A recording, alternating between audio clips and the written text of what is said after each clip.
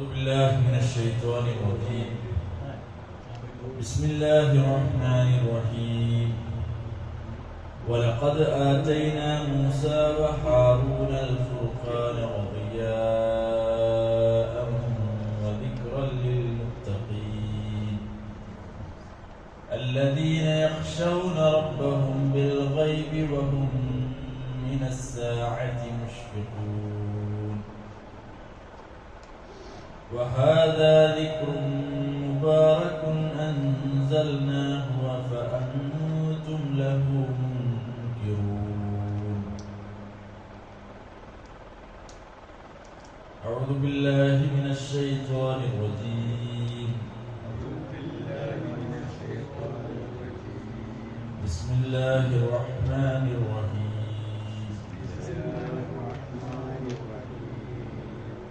ولقد آتينا موسى وهارون الفرقان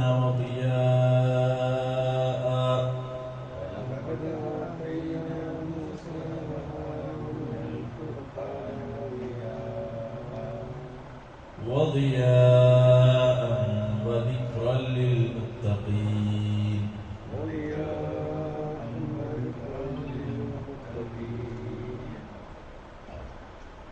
الذين يخشون ربهم بالغيب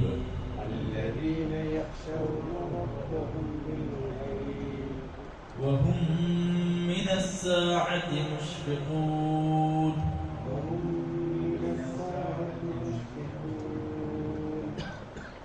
وهذا ذكر مبارك أنزلناه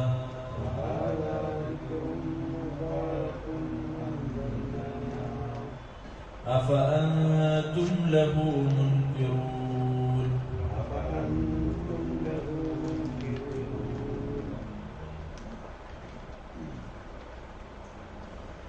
സൂറത്തുൽ അംബിയായിലെ 48, 49, 50 വചനങ്ങളാണ് നമ്മളുടെ.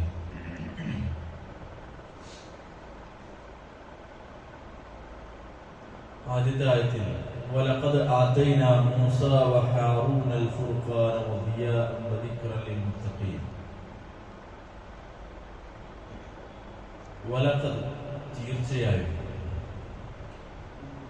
ആതൈന നാം നൽകിയിരിക്കുന്നു, മൂസാക്ക് വഹാറൂൻ ഹാറൂനിന് അൽഫുർഖാൻ വിവേചന പ്രമാണം, സത്യാസത്യ വിവേചനം എന്നുള്ളതാണ് ഫുർഖാൻ എന്നുള്ളതിന്റെ വാക്കർത്ഥം. സത്യത്തെയും അസത്യത്തെയും വേർതിരിക്കുന്നത് അഥവാ വിവേചന പ്രമാണം, സത്യത്തെയും അസത്യത്തെയും തമ്മിൽ വേർതിരിക്കുന്ന വിവേചന പ്രമാണം നൽകിയിരിക്കുന്നു. വദിയാഅൻ വെളിച്ചവും, ളിയാഅൻ വെളിച്ചവും, വദിക്റൻ ഉത്ബോധനവും നൽകിയിരിക്കുന്നു, ലിൽ മുത്തഖീൻ ഭക്തജനങ്ങൾക്ക്, ഭക്തിയുള്ളവർക്ക്. ആയത്തിൽ ലാം തൗക്കീദിനു വേണ്ടിയുള്ളതാണ്, ഉറപ്പിച്ചു പറയാൻ, അത് ഉറപ്പിച്ചു പറയാൻ ഉപയോഗിക്കുന്നതാണ്. മാദിയായ കഴിഞ്ഞുപോയ ഒരു ഭൂതകാല ക്രിയയുടെ മുമ്പിൽ ഖദ് എന്ന വാക്ക് വന്നു കഴിഞ്ഞാൽ അത് തീർച്ചയായും ഉറപ്പിച്ച് പറയുന്ന ഒരു കാര്യത്തെയാണ് അതിന്റെ ആശയത്തിൽ വരുത്തുന്നത്. ഇവിടെ ലാം ഉപയോഗിച്ചും അല്ലാഹു പറഞ്ഞിരിക്കുന്നു, ഖദ് ഉപയോഗിച്ചുകൊണ്ടും അല്ലാഹു പറഞ്ഞിരിക്കുന്നു. തീർച്ചയായും, നിസ്സംശയം, ആതൈന നാം നൽകിയിരിക്കുന്നു. അല്ലാഹു തന്നിലേക്ക് ചേർത്തി പറയുന്നത് നാം എന്നുള്ള സീഗയിലാണ്, ശൈലിയിലാണ്. നാം തീർച്ചയായും നാം നൽകിയിരിക്കുന്നു മൂസ വ ഹാറൂൻ, മൂസാക്കും ഹാറൂനും നൽകിയിരിക്കുന്നു. അൽ ഫുർഖാൻ സത്യ അസത്യ വിവേചന പ്രമാണം, സത്യാസത്യ വിവേചന പ്രമാണം ഫുർഖാൻ. വദിയാഅൻ വെളിച്ചവും, വദിക്റൻ ലിൽ മുത്തഖീൻ ഭക്തന്മാർക്ക് ഉത്ബോധനം. ഇതാണ് ഈ ആയത്തിന്റെ പ്രഥമ ദൃഷ്ടിയാലുള്ള അർത്ഥം. ഫുർഖാൻ എന്ന വാക്ക് സത്യത്തെയും അസത്യത്തെയും തമ്മിൽ വേർതിരിക്കുന്നത് എന്നുള്ളതാണ് അതിന്റെ ആശയം. അതുകൊണ്ടാണ് ഫാറൂഖ്, ഉമറുൽ ഫാറൂഖ്, സത്യത്തെയും അസത്യത്തെയും തമ്മിൽ വേർതിരിക്കുന്നവൻ എന്നാണ് ഉമർ ഇബ്നു ഖത്താബ് റളിയല്ലാഹു അൻഹു പേര് വന്നത്. പേര് വിളിച്ചത് ഉമറുൽ ഫാറൂഖ് എന്നല്ല. ഫാറൂഖ് എന്ന് പറഞ്ഞതിന്റെ അർത്ഥം അതാണ്. സൂറത്തുൽ ബഖറയിൽ അല്ലാഹു തആല പറഞ്ഞു തുടങ്ങുന്ന ഒരു വചനം,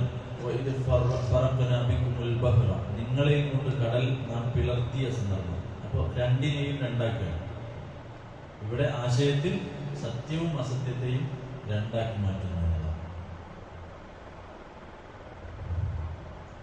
അടുത്തൊരു ആയത്തിൽ അല്ലാഹു പറയാം. അപ്പൊ അതിന്റെ ആയത്തിന്റെ മുഴുവൻ അർത്ഥം, മൂസാക്കും ഹാറൂനിനും നാം വിവേചന പ്രമാണവും വെളിച്ചവും ഭക്തജനങ്ങൾക്കുള്ള ഉത്ബോധനവും നൽകിയിട്ടുണ്ട്. ഇതാണ് ആശയത്തിൽ മുഴുവൻ അർത്ഥം. അടുത്തൊരു ആയത്തിൽ അല്ലാഹു പറയാണ്, അല്ലദീന യഖ്ശൗന റബ്ബഹും ബിൽ ഗൈബി വഹും മിനസ്സാഅതി മുശ്ഫിഖൂൻ. അല്ലദീന യഖ്ശൗന റബ്ബഹും, പേടിക്കുന്നവർ, യാതൊരുവർ, അല്ലദീന യാതൊരുവർ, ഇനി താഴെ പറയുന്നവരായ ആളുകൾ, യഖ്ശൗന ഭയപ്പെടുന്നവരായവർ, റബ്ബഹും അവരുടെ രക്ഷിതാവിനെ. ഇപ്പൊ തങ്ങളുടെ രക്ഷിതാവിനെ ഭയപ്പെടുന്നവരായവർ. മുത്തഖീങ്ങൾ ആരാണെന്ന് പിന്നീട് പറയണം. മുത്തഖീങ്ങളെ കുറിച്ച് പറഞ്ഞല്ലോ. അവർക്ക് ഈ പറയപ്പെട്ട ഉത്ബോധനം അത് തഖ്വ വർദ്ധിപ്പിക്കും, മനസ്സിലുള്ള ഭക്തി വർദ്ധിപ്പിക്കുമെന്ന് പറഞ്ഞപ്പോൾ അല്ലാഹു പറയാണ്, ആരാണ് മുത്തഖീങ്ങൾ, ആരാണ് തഖ്വയുള്ളവർ? അല്ലദീന യഖ്ശൗന റബ്ബഹും, തങ്ങളുടെ രക്ഷിതാവിനെ ഭയപ്പെടുന്നവരാണവർ. ബിൽ ഗൈബ്, അദൃശ്യമായ നില, ദൃശ്യമില്ലാതെ അഥവാ കണ്ണിനു കാണാതെ അദൃശ്യമായ നില. വഹും, അവരാകുന്നു മിനസ്സാഅതി, അന്ത്യനാളിനെ സംബന്ധിച്ച് മുശ്ഫിഖൂൻ, പേടിക്കുന്നവരാണ്. അന്ത്യനാളിനെ പേടിക്കുന്നവരാണ്, ഖിയാമത്ത് നാളിനെ പേടിക്കുന്നവരാണ്. പിന്നീട് അല്ലാഹു പറയാണ്, വഹാദാ ദിക്റുൻ മുബാറകുൻ അൻസൽനാഹു അഫഅൻതും ലഹു മുൻകിറൂൻ. വഹാദാ, ഇതാകട്ടെ, ദിക്റുൻ മുബാറകുൻ, അനുഗ്രഹീതമായ ഒരു ബോധനമാകുന്നു. അൻസൽനാഹു, നാം ആകുന്നു അതിനെ അവതരിപ്പിച്ചിരിക്കുന്നത്. നാം അവതരിപ്പിച്ച അനുഗ്രഹീതമായ ഒരു ബോധനമാകുന്നു ഇത്. അഫഅൻതും, നിങ്ങളാകുന്നുവോ, ലഹു, അതിനെ, മുൻകിറൂൻ, നിഷേധിക്കുന്നവരാകുന്നുവോ, നിങ്ങൾ അതിനെ നിഷേധിക്കുന്നുവോ എന്ന് അല്ലാഹു സുബ്ഹാനഹു വ തആല ചോദിക്കുകയാണ്. ഈ 3 ആയത്തുകളുടെ വിശദീകരണമാണ് ഇൻഷാ അല്ലാഹ് ഇന്ന് നമുക്ക് പഠിക്കാനുള്ളത്. ഇതിൽ അല്ലാഹു തആല ആദ്യത്തെ ആയത്ത്, വലഖദ് ആതൈനാ മൂസ വ ഹാറൂന അൽ ഫുർഖാന വ ദിയാഅൻ വ ദിക്റൻ ലിൽ മുത്തഖീൻ എന്ന് പറഞ്ഞ ആയത്തിന്റെ വിശദീകരണത്തിൽ തഫ്സീർ തുബരിയിൽ എന്താണ് ഫുർഖാൻ, ഫുർഖാനിന്റെ പദാർത്ഥം സത്യത്തെയും അസത്യത്തെയും തമ്മിൽ വേർതിരിക്കുന്നത് എന്നുള്ളതാണ്. ഈ ഫുർഖാൻ എന്ന വാക്കിന്റെ ഉദ്ദേശാർത്ഥം, തൗറാത്തിന് മുമ്പ് ഫിർഔനിന്റെ അടുക്കലേക്ക് മൂസാ നബി അലൈഹി സ്വലാത്തു വസ്സലാം കടന്നു ചെല്ലുന്നത്. തൗറാത്ത് അവതരിപ്പിക്കപ്പെടുന്നത് ചെങ്കടൽ പിളർത്തി സീനാ മരുഭൂമിയിൽ അലഞ്ഞു തിരിഞ്ഞതിന് ശേഷം പിന്നീട് അവതരിപ്പിക്കപ്പെടുന്നതാണ് തൗറാത്ത്.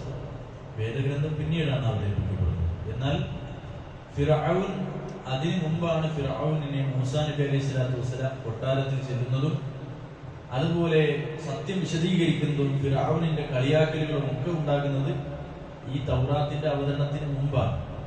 അപ്പൊ തൗറാത്തിന്റെ അവതരണത്തിനെ കുറിച്ചാണ്, തൗറാത്താണ് ഫുർഖാൻ, അല്ല, തൗറാത്തിന് മുമ്പുള്ള അല്ലാഹു സുബ്ഹാനഹു വ തആലയുടെ വഹിയാണ് ഈ പറയപ്പെട്ട ഫുർഖാൻ എന്നതുകൊണ്ട് ഉദ്ദേശിക്കുന്നത് എന്നാണ് തഫ്സീർ തുബരി റഹിമഹുല്ലാ അദ്ദേഹത്തിന്റെ ഇജ്തിഹാദായി ആശയമായി പറയുന്നത്. എന്നാൽ പിന്നീട് ലിയാ എന്നത് ഉദ്ദേശിച്ചിട്ടുണ്ടല്ലോ. അവിടെ ലിയാ, പ്രകാശം എന്ന് ഉദ്ദേശിച്ചത് അത് തൗറാത്തിനെ ഉദ്ദേശിച്ചുകൊണ്ടുമാണ് ലിയാ, പ്രകാശം എന്ന് പറഞ്ഞത് എന്നതാണ്. അത് അദ്ദേഹത്തിന്റെ വാക്കുകളിൽ നമുക്കത് വായിക്കാൻ കഴിയും. ഇബ്നു സൈദൂൻ പറഞ്ഞ വിശദീകരണത്തിൽ വലഖദ് ആതൈനാ മൂസ വഹാറൂന അൽ-ഫുർഖാൻ അൽ-ഹഖ് ആതാഹു അല്ലാഹു മൂസ വഹാറൂൻ, അഥവാ അല്ലാഹു മൂസാക്കും ഹാറൂനും നൽകിയ ഹഖ് ന്യായപ്രമാണമാണ്. ഫറഖ ബൈനഹുമാ വബൈന ഫിർഔൻ, ഈ നബിമാർക്കും ഫിർഔനിനും ഇടയിൽ ന്യായം തെളിഞ്ഞത് ഈ വഹീനാലാണ്. ഖളാ ബൈനഹും ബിൽ ഹഖ്, അവർക്കിടയിൽ സത്യത്തെ അല്ലാഹു വിധിച്ചതും ഈ പറയപ്പെട്ട വഹി കൊണ്ടാണ്. അപ്പോൾ തൗറാത്തിന് മുമ്പ് മൂസാ നബി അലൈഹി സ്വലാത്തു വസ്സലാമിന് അല്ലാഹു വഹി ഇറക്കിയിട്ടുണ്ട്. ആ ഉത്ബോധനങ്ങളുമായി കൊണ്ടാണ് മൂസാ നബി അലൈഹി സ്വലാത്തു വസ്സലാം ഫിർഔനിന്റെയും സംഘത്തിന്റെയും ആളുകളുടെ അടുക്കലേക്ക് പോകുന്നത്. ഇലാ ഫിർഔന വമലഇഹി ഫസ്തക്ബറു വകാനു ഖൗമൻ ആലീൻ, ഫിർഔൻ അഹന്ത നടിച്ചു, അടിമയായ നിന്നെ ഞങ്ങൾ അനുസരിക്കണം എന്നാണ് പറയുന്നത് എന്നൊക്കെ തിരിച്ചു ചോദിക്കുന്നത് നമുക്ക് കാണാൻ സാധിക്കും. അപ്പൊ അതിനുദ്ദേശിച്ചുകൊണ്ടാണ്, കാരണം അല്ലാഹു സുബ്ഹാനഹു വ തആല ബദറിനെ കുറിച്ച് പറഞ്ഞപ്പോൾ ഫുർഖാൻ എന്ന പ്രയോഗം നടത്തിയിട്ടുണ്ട്. സത്യത്തെയും അസത്യത്തെയും തമ്മിൽ വേർതിരിച്ച് നടത്തിയ സംഘടനമായിരുന്നു ബദർ. സത്യത്തിന്റെ കക്ഷികൾ വിജയിക്കുകയും അസത്യത്തിന്റെ കക്ഷികൾ പരാജയപ്പെടുകയും ചെയ്തതാണ് ബദർ. ആ ബദറിനെ അള്ളാഹു ഓർമ്മിപ്പിച്ചപ്പോൾ അള്ളാഹു പറഞ്ഞത് വമാ അൻസൽനാ അലാ അബ്ദിനാ യൗമൽ ഫുർഖാൻ, യൗമുൽ ഫുർഖാൻ സത്യാസത്യ വിവേചന ദിവസം നാം തന്റെ അടിമക്ക് അവതരിപ്പിച്ചു കൊടുത്തതിലും അവർ വിശ്വസിക്കുന്നുവെങ്കിൽ എന്ന് പറഞ്ഞ് പ്രയോഗം നടത്തിയത് കാണാൻ സാധിക്കും. അഥവാ സൂറത്തു അൻഫാലിൽ അല്ലാഹു സുബ്ഹാനഹു വ തആല യഥാർജിത സ്വത്തിനെ സംബന്ധിച്ച് അതിന്റെ വീതം വെപ്പിനെ സംബന്ധിച്ച് പറയുമ്പോൾ അല്ലാഹു സുബ്ഹാനഹു വ തആല ഓർമ്മിപ്പിക്കുന്നതാണ്. ഏതായിരുന്നാലും അവിടെ ബദറിനെ കുറിച്ചാണ് അല്ലാഹു തആല യൗമുൽ ഫുർഖാൻ ഉപയോഗിച്ചത്. അതിന്റെ ആശയത്തെ സ്വീകരിച്ചുകൊണ്ട് മൂസാ നബി അലൈഹി സ്വലാത്തു വസ്സലാമിന്റെ കാലഘട്ടത്തിൽ ഫിർഔനിനും മൂസാ നബി അലൈഹി സ്വലാത്തു വസ്സലാമിനും തമ്മിൽ വഴി പിരിഞ്ഞ ഹക്കാണ് അവിടെ ഫുർഖാൻ. അവിടെ അസത്യവും സത്യവും വേർതിരിയണമെങ്കിൽ അവിടെ ഫുർഖാൻ മൂസാ നബി അലൈഹി സ്വലാത്തു വസ്സലാമിന്റെ കാലഘട്ടത്തിൽ മൂസാ നബിയോട് സംഘടന നടത്തിയത് ഫിർഔൻ മാത്രമേ ഉള്ളൂ. അപ്പൊ അസത്യമാകുന്നത് അവിടെ ഫിർഔനിന്റെ പക്ഷം മാത്രമേ ഉള്ളൂ. മൂസാ നബി അലൈഹി സ്വലാത്തു വസ്സലാമിന്റെ പക്ഷത്ത് അസത്യമാകുന്നത് തൗറാത്തിന് മുമ്പ് ഫിർഔൻ മാത്രമാണല്ലോ. അപ്പോ ആ ഫിർഔൻ അതുപോലെ മൂസാ നബി അലൈഹി സ്വലാത്തു വസ്സലാം ഈ രണ്ടുപേരുടെ ഹക്കിനെയും ബാത്തിലിനെയും ഏറ്റുമുട്ടിയതിനെ സംബന്ധിച്ചാണ് ആ ഉദ്ദേശം. അഥവാ തൗറാത്തിന് മുമ്പ് മൂസാ നബി അലൈഹി സ്വലാത്തു വസ്സലാമിക്ക് ഇറക്കപ്പെട്ട വഹിയാണ് ഇതുകൊണ്ട് ഫുർഖാൻ എന്നതുകൊണ്ട് ഉദ്ദേശിക്കുന്നത്. കാരണം വിശുദ്ധ ഖുർആന്റെ പ്രയോഗം നോക്കൂ നിങ്ങൾ, അള്ളാഹു മൂസാക്കും ഹാറൂനിനും നൽകി അൽ ഫുർഖാൻ നൽകി എന്നാണ്. പിന്നീട് പറഞ്ഞത് പ്രകാശം നൽകി മുത്തഖീങ്ങൾക്ക് അള്ളാഹു ഉത്ബോധനവും നൽകി. അപ്പൊ വാവ് ഉപയോഗിച്ചുകൊണ്ടാണ് അള്ളാഹു പറഞ്ഞത്. വാവ് ഉപയോഗിച്ചുകൊണ്ട് പറഞ്ഞാൽ വാവിന് ശേഷം പറയുന്നതല്ലാത്തൊരു കാര്യമാണ് വാവിന് മുമ്പ് പറഞ്ഞത് എന്നർത്ഥം. വാവിന് ശേഷം പറഞ്ഞത് മറ്റൊരു സാധനമാകണം, വാവിന് മുമ്പ് പറഞ്ഞത് മറ്റൊരു സംഗതി ആയിരിക്കണം. രണ്ടും ഒരേപോലത്തതാകാൻ പാടില്ല. ഇപ്പോ മലയാളത്തിൽ ഒരു പ്രയോഗം നടത്തണമെങ്കിൽ ബിരിയാണിയും അണ്ടിപ്പരിപ്പും മുന്തിരി എന്ന് പറയില്ലല്ലോ. ബിരിയാണിയും അണ്ടിപ്പരിപ്പും മുന്തിരി എന്ന് പറയില്ലല്ലോ. കാരണം ബിരിയാണിയിൽ പെട്ടൊരു സംഗതിയാണ് അണ്ടിപ്പരിപ്പും മുന്തിരി. അപ്പൊ അതിൽ പെട്ടൊരു കാര്യത്തെ പിന്നെ എടുത്തു പറയേണ്ട ആവശ്യമില്ല. അങ്ങനെ പറയുകയാണെങ്കിൽ അതിൽ പെടാത്ത മറ്റൊരു കാര്യത്തെ ആയിരിക്കണം അവിടെ കൂട്ടിച്ചേർക്കുന്നത് എന്നതുപോലെ ആ പറയുന്ന ശൈലി പ്രയോഗം പോലെ തന്നെ അറബിയിൽ വാവ് ചേർത്ത് പറയുമ്പോൾ തൊട്ട് മുമ്പ് പറയപ്പെട്ട ഒന്നിൽ പെടാത്ത കാര്യമായിരിക്കണം അതിന് മുമ്പ് പറയണം.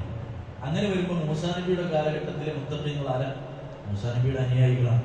ആ മുത്തഖീങ്ങൾക്ക് അവതരിക്കപ്പെട്ട ഉത്ബോധനം തീർച്ചയായും അത് തൗറാത്താണ്, അതിൽ സംശയമില്ല.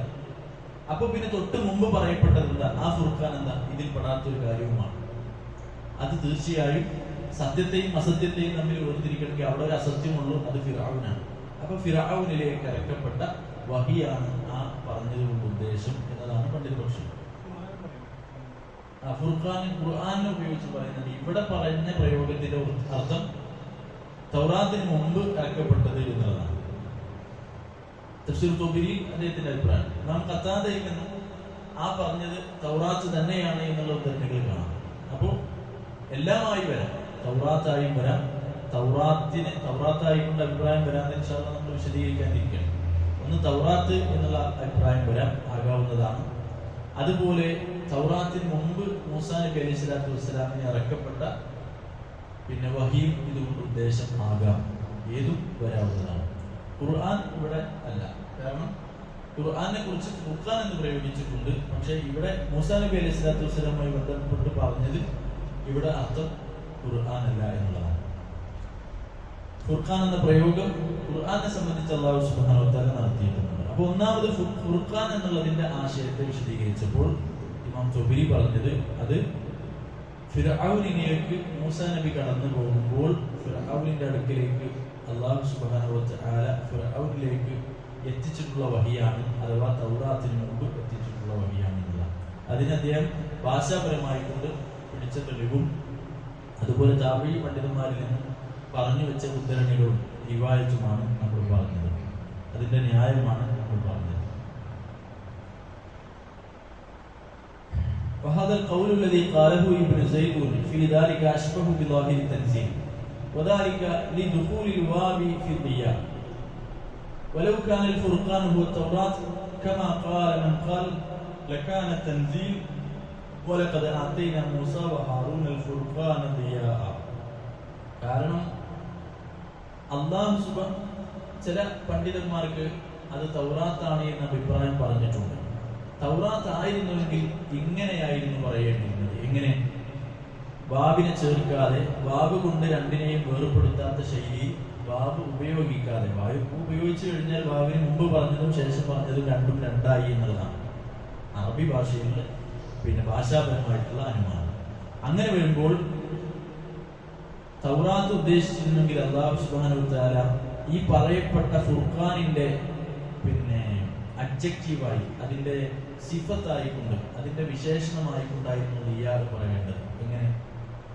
പ്രകാശം പരത്തുന്നതായ സത്യാസത്യ വിവേചനം എന്നുള്ളതായിരുന്നു പറയേണ്ടത്. പ്രകാശം പരത്തുന്നതായ സത്യാസത്യ വിവേചനം. ഇവിടെ പറഞ്ഞല്ലോ ഫുർഖാനും അതുപോലെ തന്നെ പ്രകാശവും. അപ്പൊ പ്രകാശം ഇല്ലാത്ത വേറൊന്നും എന്തോ ആണ് ഫുർഖാൻ എന്നുള്ളത് അതിൽ വന്നല്ലോ. ഫുർഖാനും അവതരിപ്പിച്ചു, പ്രകാശവും അവതരിപ്പിച്ചു എന്നാണ് പറഞ്ഞത്. അപ്പൊ പ്രകാശം വേറൊന്നും ഫുർഖാൻ വേറൊന്നുമാണ് ആ പ്രയോഗത്തിന്റെ വാവ് കൊണ്ടുള്ള അർത്ഥം. ഇങ്ങനെയാണ് പിന്നെ അർത്ഥത്തിൽ മലയാളീകരിക്കുമ്പോൾ നമുക്ക് അനുഭവപ്പെടാത്ത ആശയ വ്യത്യാസങ്ങൾ അറബിയിലേക്ക് കൊണ്ടുവരുമ്പോൾ ഇങ്ങനെയാണ് ഈ ആശയ വ്യത്യാസങ്ങൾ തഫ്സീറുകളിൽ അനുമാനിക്കപ്പെടാനുള്ള ഇജ്തിഹാദ്, ഗവേഷണപരമായിട്ടുള്ള പോയിന്റുകൾ ഈ ഭാഷാ സ്വരൂപങ്ങളാണ്, ഭാഷാപരമായിട്ടുള്ള പ്രയോഗങ്ങൾ വെച്ചുകൊണ്ടാണ്. അപ്പൊ തൗറാത്താണ് ഉദ്ദേശമെങ്കിൽ വെളിച്ചമായ നിലക്ക് ഫുർഖാനെ അള്ളാഹു നൽകി മൂസാക്കും ഹാറൂനും എന്നാണ് പ്രയോഗിക്കേണ്ടിയിരുന്നത്. പക്ഷെ അള്ളാഹു അങ്ങനെയല്ല പ്രയോഗിച്ചത്. സത്യാസത്യ വിവേചനമായ ഫുർഖാനും നൽകി, വെളിച്ചം വേറെയും നൽകി എന്നുള്ള നിലക്കാണ് അള്ളാഹുവിന്റെ പ്രയോഗം വന്നിട്ടുള്ളത്. അതിൽ നിന്ന് വ്യക്തമാണ് മൂസാ നബിയുടെ കാലത്തുള്ള മുത്തഖീങ്ങൾ അദ്ദേഹത്തിന്റെ ഹവാരികളാണ്, അദ്ദേഹത്തിന്റെ അനുചരന്മാരാണ്. ആ നിലക്ക് അവർക്ക് നൽകപ്പെട്ടത് തൗറാത്തുമാണ്. ആ തൗറാത്തല്ലാത്ത മറ്റെന്തോ ആണ് ഫുർഖാൻ എന്നതിന്റെ വിവക്ഷ. അത് തീർച്ചയായും ഫിർഔനിന്റെ അടുക്കലേക്ക് മൂസാ നബി കടന്നു പോകുമ്പോൾ നൽകപ്പെട്ട വഹിയാണ് എന്ന ഉദ്ദേശാർത്ഥമാണ് എന്നാണ് തുബരി റഹ്മഹുല്ലാഹ് പറയുന്നത്. എന്ന് പറഞ്ഞ വ്യക്തമാണെന്ന് മനസ്സിലാക്കുന്നു. രണ്ടാമത്തെ ഒരു പോയിന്റ്, ഈ ആയത്തിനെ വിശദീകരിച്ചപ്പോൾ തഫ്സീർ ഇബ്നു കസീറിൽ ഇബ്നു കസീർ റഹ്മഹുല്ലാഹ് പറയാണ്, قد تقدم التنبيه على أن الله تعالى كثيرا ما يقرن بين ذكر موسى ومحمد. മൂസാ നബി അലൈഹി സ്വലാത്തു വസ്സലാമയുടെയും മുഹമ്മദ് നബി സല്ലല്ലാഹു അലൈഹി വസല്ലമയുടെയും ഗ്രന്ഥങ്ങളെ അല്ലാഹു സുബ്ഹാനഹു വ തആല ഒരുപാട് വിശുദ്ധ ഖുർആനിലെ വ്യത്യസ്തമായ ഇടങ്ങളിൽ ചേർത്ത് പറഞ്ഞത് കാണാൻ സാധിക്കും. അതുപോലെ വബൈന കിതാബൈഹിമ, ഈ രണ്ടു ഗ്രന്ഥങ്ങളെയും വിശുദ്ധ ഖുർആൻ ഒരുപാട് തവണ അല്ലാഹു സുബ്ഹാനഹു വ തആല അടുപ്പിച്ച് പറഞ്ഞിട്ടുണ്ട്. അതായത് മൂസാ നബി അലൈഹി സ്വലാത്ത് രണ്ട് പ്രവാചകന്മാരുടെ അടുപ്പമാണെങ്കിൽ സ്വാഭാവികമായി അതിനിടയിൽ ഇഞ്ചീലുണ്ട്. സ്വാഭാവികമായ അടുപ്പമാണെങ്കിൽ അവിടെ എന്തുണ്ട്? ഇഞ്ചീലുണ്ട്. ഈസാ നബി അലൈഹി സ്വലാത്തു വസ്സലാമിന് ഇറക്കപ്പെട്ട പിന്നെ ഇഞ്ചീൽ അവിടെ കിടക്കുന്നുണ്ട്. മുഹമ്മദ് നബി സല്ലല്ലാഹു അലൈഹി വസല്ലമക്ക് മുമ്പ് ഇറക്കപ്പെട്ട ഇഞ്ചീലാണ് ഏറ്റവും അടുത്ത പ്രവാചകൻ തൊട്ട് മുമ്പുള്ളത് ഈസാ നബിയാണ്. അപ്പൊ സ്വാഭാവികമായ ക്രമപ്രകാരമുള്ള അടുപ്പമല്ല അവിടെ ഉദ്ദേശം എന്നുള്ളത് സുവ്യക്തം. മൂസാ നബി അലൈഹി സ്വലാത്തു വസ്സലാമയും മുഹമ്മദ് നബി സല്ലല്ലാഹു അലൈഹി വസല്ലമയും തമ്മിലാണ് അല്ലാഹു സുബ്ഹാനഹു വ തആല ചേർത്ത് പറയുന്നത്. തൗറാത്തും ഖുർആനും തമ്മിലാണ് അല്ലാഹു സുബ്ഹാനഹു വ തആല ചേർത്ത് പറയുന്നത്.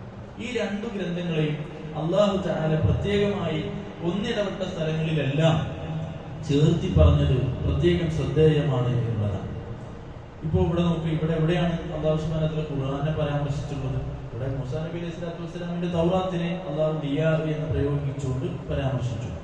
വലഖദ് ആതൈനാ മൂസാ വഹാറൂനൽ ഫുർഖാൻ വദിയാഅൻ വദിക്റാ ലിൽ മുത്തഖീൻ. മുത്തഖീങ്ങൾക്ക് ഉത്ബോധനമായും പ്രകാശവും അതുപോലെ ഫുർഖാനും മൂസക്കും ഹാറൂനിനും നാം അവതരിപ്പിച്ചിട്ടുണ്ട് എന്നാണ് അല്ലാഹു സുബ്ഹാനഹു വ തആല പറഞ്ഞത്. അപ്പോൾ അവിടെ തൗറാത്തിന്റെ പരാമർശമാണ്. ഇനി മൂന്നാമത് നമ്മൾ ഓതി വെച്ച 50-ാമത്തെ ആയത്തിൽ എന്താ അല്ലാഹു പറയുന്നത്? വഹാദാ ദിക്റുൻ, ഇപ്പറഞ്ഞത്, ഈ പറയുന്നത് ഉത്ബോധനമാണ്. ദിക്റുൻ മുബാറക്, ഈ നിങ്ങളോട് സംസാരിക്കുന്ന ഖുർആൻ. അതാണ് ഖുർആന്റെ പരാമർശം. കണ്ടില്ലേ?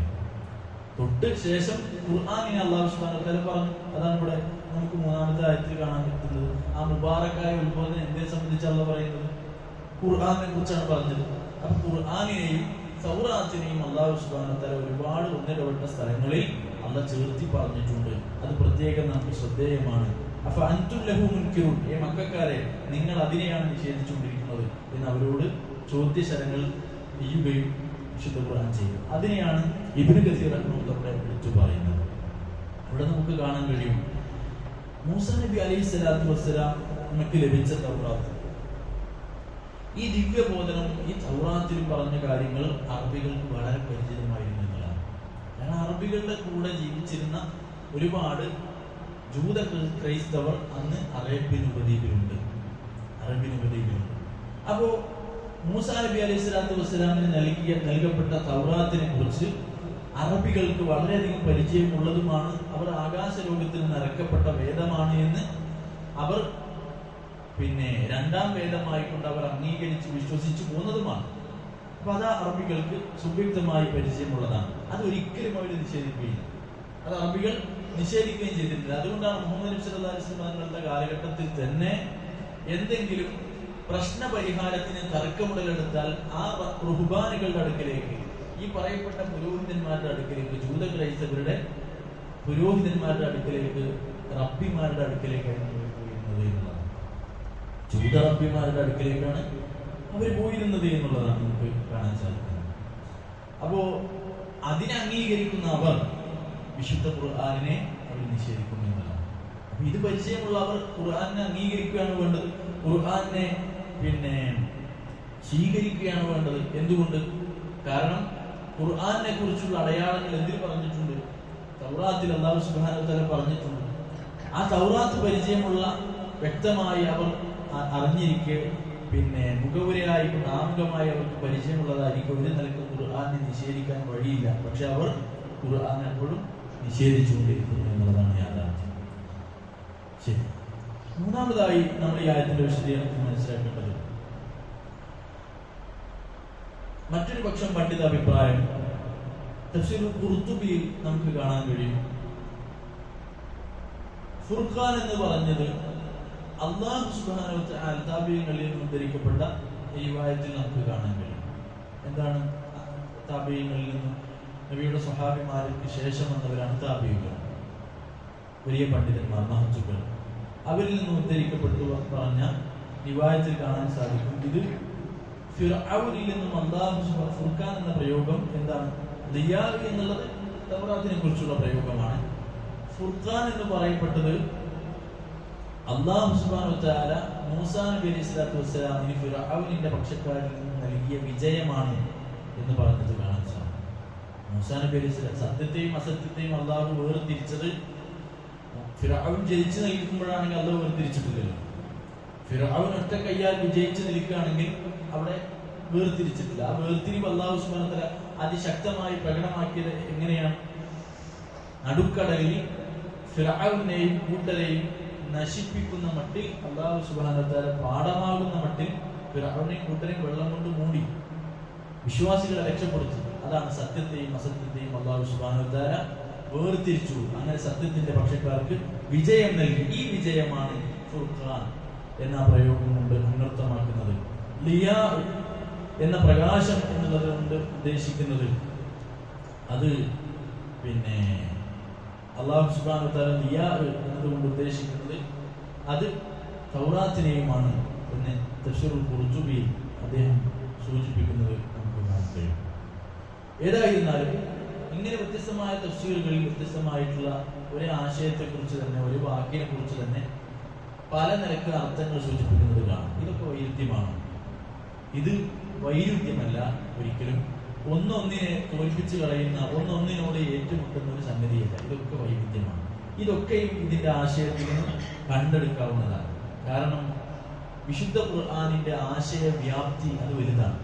അത് പറഞ്ഞിരിക്കുന്നത് മനുഷ്യരല്ല, അത് സൂചിപ്പിച്ചിരിക്കുന്നതും അത് പറഞ്ഞിരിക്കുന്നതും പ്രപഞ്ചനാഥനായ അള്ളാഹു സുബ്ഹാനഹു വ തആലയാണ്. അപ്പൊ അള്ളാഹിന്റെ വാക്ക് അതൊരൊറ്റ അർത്ഥത്തിൽ പരിമിതപ്പെടുകയില്ല. അള്ളാഹു സുബ്ഹാനഹു വ തആലയുടെ കലാമ് വിശാലമായ അർത്ഥഗർഭമായ ആശയങ്ങളൊക്കെ ഉൾക്കൊള്ളാൻ മാത്രം പര്യാപ്തമായി. അതുകൊണ്ട് തന്നെ പല നിലക്ക് അതിനെ മനസ്സിലാക്കാൻ വിവിധ തരം ചിന്തകൾക്ക് സാധ്യതയുള്ളതാണ് അള്ളാഹു തആലയുടെ വാക്ക്. ഇതൊന്നും ഒന്നിനെയും തോൽപ്പിച്ചു കളയുന്നതോ വൈവിധ്യമോ അല്ല, വൈവിധ്യമാണ്. എല്ലാം ഒന്നൊന്നിനെ ഉൾക്കൊള്ളുന്നതാണ്.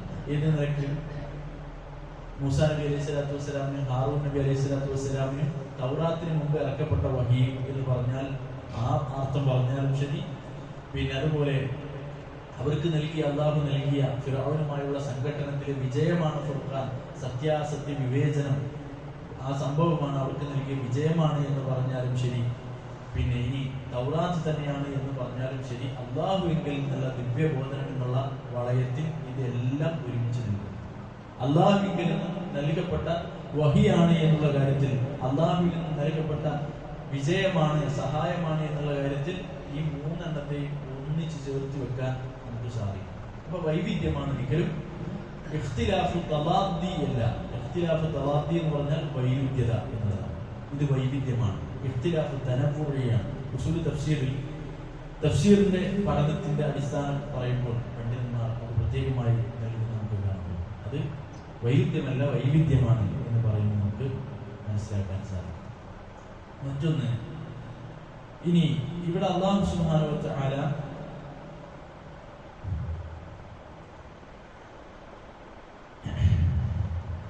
തഫ്സീർ ഇബ്നു ആഷൂർ, തഫ്സീർ തഹ്രീർ വ തൻസീൽ എന്ന് പറയുന്ന തഫ്സീറിൽ ഇബ്നു ആഷൂർ റഹ്മഹുല്ലാഹ് വിശദീകരിക്കുന്നത് കാണാൻ സാധിക്കും. ആയത്തിന്റെ അർത്ഥം എന്താ? വലഖദ് ആതൈന, നാം തീർച്ചയായും നൽകിയിരിക്കുന്നു മൂസാ വ ഹാറൂൻ, മൂസാ നബിക്കും ഹാറൂൻ അലൈഹിസ്സലാത്തു വസ്സലാം, അൽ ഫുർഖാൻ, സത്യത്തെയും അസത്യത്തെയും വേർതിരിക്കുന്നത്. സത്യത്തെയും അസത്യത്തെയും വേർതിരിക്കുന്നത് അത് വിജയമാകാം, ന്യായപ്രമാണമാകാം, എല്ലാമാകാം. ഇനി സാക്ഷാൽ തൗറാത്ത് തന്നെയും ആകാം. വദിയാഅൻ, വെളിച്ചവും നൽകിയിരിക്കുന്നു. വദിക്റൻ ലിൽ മുത്തഖീൻ, മുത്തഖീങ്ങൾക്ക് ഉത്ബോധനം നൽകിയിരിക്കുന്നു. അപ്പോൾ വെളിച്ചം എന്നിവിടെ പറഞ്ഞല്ലോ. ആ വെളിച്ചം എന്ന് പറഞ്ഞ പ്രയോഗം അത് സാധാരണഗതിയിൽ വദിയാഉ അന്നൂർ, വെളിച്ചം എന്ന് പറഞ്ഞാൽ പ്രകാശം, അന്നൂർ എന്നുള്ളതാണ്. യുസ്തഅമലു മജാസൻ, ഇവിടെ ആലങ്കാരികമായ പദപ്രയോഗമാണ് അല്ലാഹു സുബ്ഹാനഹു വ തആല പറഞ്ഞിരിക്കുന്നത്. ഫിൽ ഹുദാ വൽ ഇൽം, പ്രകാശത്തെ ആലങ്കാരികമാക്കാറുള്ളത് അറിവിനും അതുപോലെ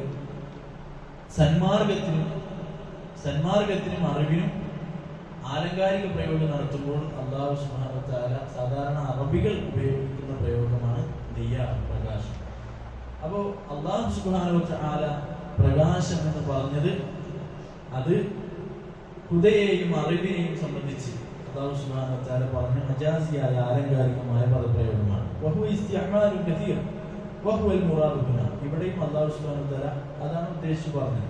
കാരണം സൂറത്തു മാഇദയിലെ 44-ാമത്തെ ആയത്തിൽ അല്ലാഹു തൗറാത്തിനെ കുറിച്ച് പറഞ്ഞപ്പോൾ എന്താ പറഞ്ഞത്? ഇന്നാ അൻസൽനാ തൗറാത്ത്, തൗറാത്തിനെ നാം അവതരിപ്പിച്ചിരിക്കുന്നു. ഫീഹാ, അതിലുണ്ട് ഹുദൻ വ നൂർ, സന്മാർഗവും പ്രകാശവും ഉണ്ട് എന്ന് അല്ലാഹു സുബ്ഹാനഹു വ തആല പറഞ്ഞിട്ടുണ്ട്. അഥവാ അറിവും സന്മാർഗവും ജീവിതത്തിൽ വഴികെട്ടുപോയവന് വെളിച്ചം സ്വീകരിക്കാൻ അതിൽ നിന്ന് സന്മാർഗം, നേരായ മാർഗം കണ്ടെത്താൻ കഴിയും. നല്ല മനസ്സോടുകൂടി അതിനെ സമീപിക്കുന്ന ഒരു വ്യക്തിക്ക് ധാരാളം അറിവുകൾ ഒരു മനുഷ്യന് മനസ്സിലാക്കാൻ സാധിക്കും.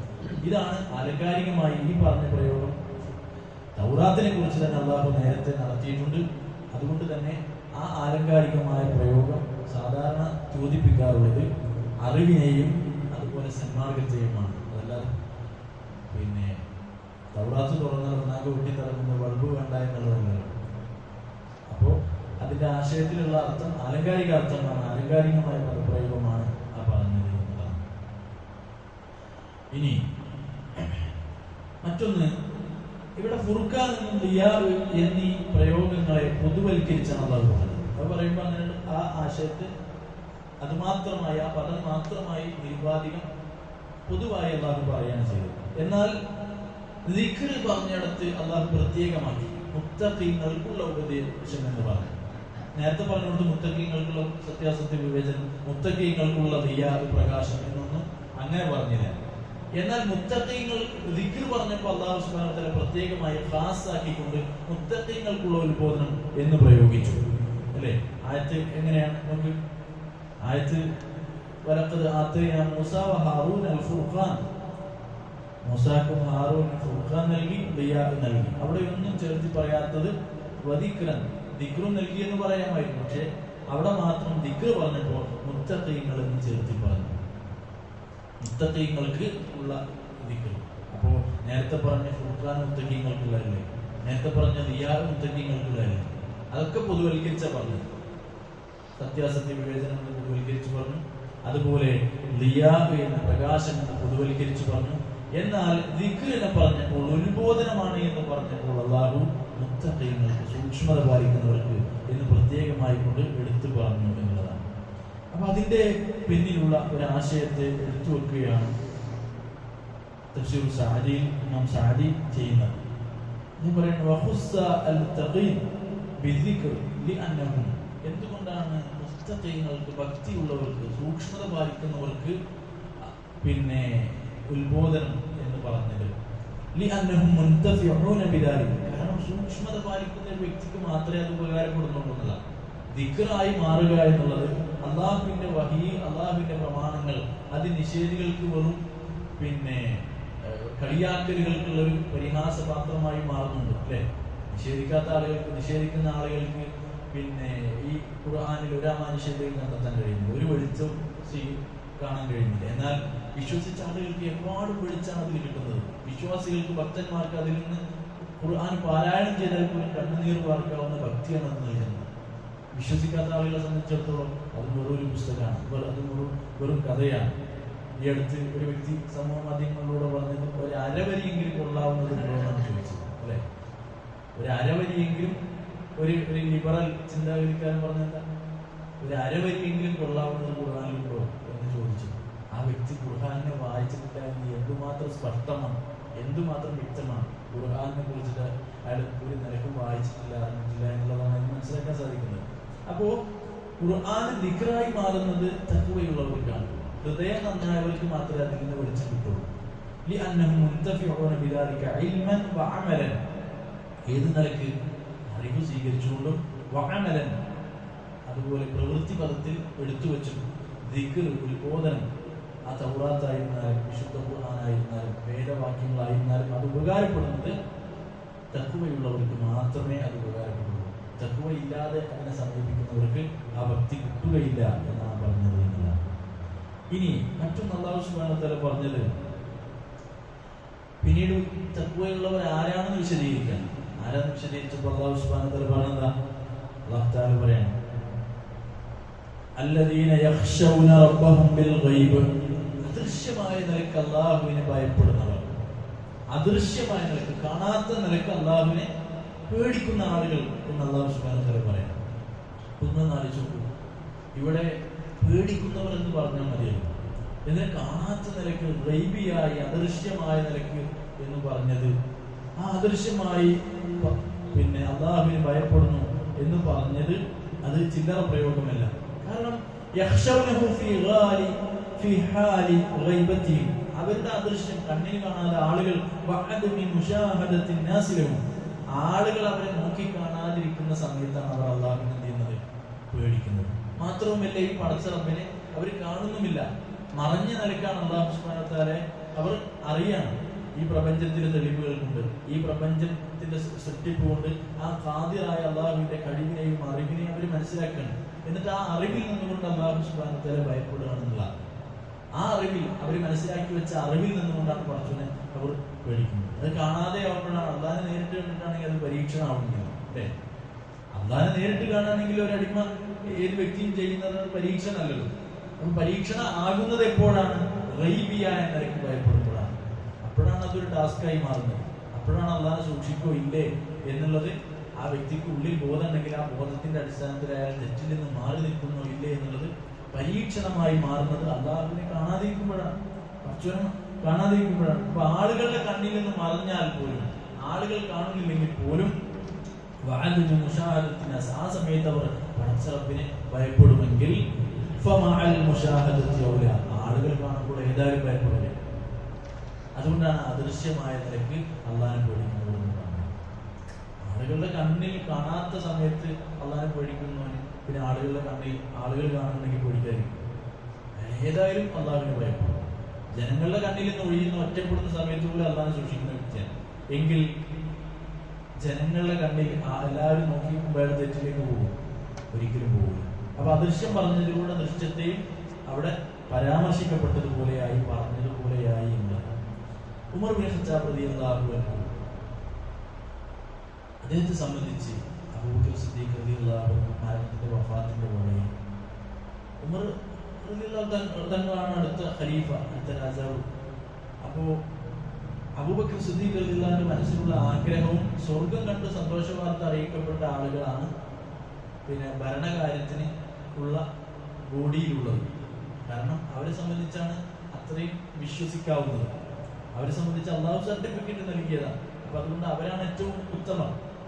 നബി സല്ലല്ലാഹു അലൈഹി വസല്ലം തങ്ങളുടെ വാക്കിലൂടെ സ്വർഗ്ഗം ഉണ്ട് എന്ന് ഉറപ്പിച്ച ആളുകളാണ്. ജീവിത കാലഘട്ടത്തിൽ സ്വർഗത്തെ പിന്നെ നബിയുടെ വാക്കാൽ കേട്ടവരാണ് അവർ.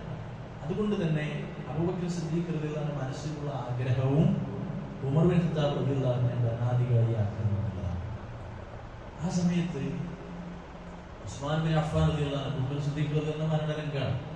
അപ്പോൾ ഉസ്മാൻ റളിയല്ലാഹു അൻഹു രഹസ്യമായി അബൂബക്കർ സിദ്ദീഖ് റളിയല്ലാഹു അൻഹു വിളിക്കുന്നു.